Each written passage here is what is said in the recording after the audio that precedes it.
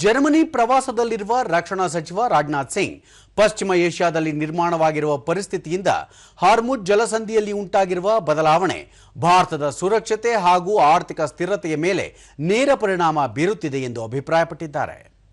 ರಕ್ಷಣೆ ಮತ್ತು ಭದ್ರತೆ ಕುರಿತಾದ ಜರ್ಮನಿ ಸಂಸದೀಯ ಸ್ಥಾಯಿ ಸಮಿತಿಯ ಸಭೆಯಲ್ಲಿ ಪಾಲ್ಗೊಂಡಿದ್ದ ಅವರು ಇಂದು ವಿಶ್ವ ಹೊಸ ಬಗೆಯ ಸಮಸ್ಯೆಗಳನ್ನು ಎದುರಿಸುತ್ತಿದೆ.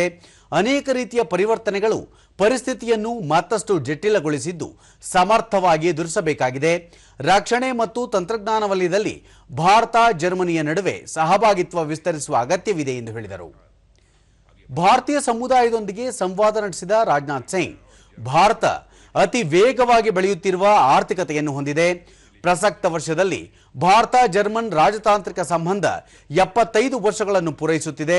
ಭಾರತದಲ್ಲಿ 2000 ಜರ್ಮನ್ ಕಂಪನಿಗಳು ಕಾರ್ಯನಿರ್ವಹಿಸುತ್ತಿದ್ದು ತಂತ್ರಜ್ಞಾನ, ಎಂಜಿನಿಯರಿಂಗ್, ಆಟೋಮೊಬೈಲ್ ಸೇರಿದಂತೆ ಹಲವು ವಲಯಗಳಲ್ಲಿ ಮಹತ್ವದ ಕೊಡುಗೆ ನೀಡುತ್ತಿವೆ ಎಂದರು.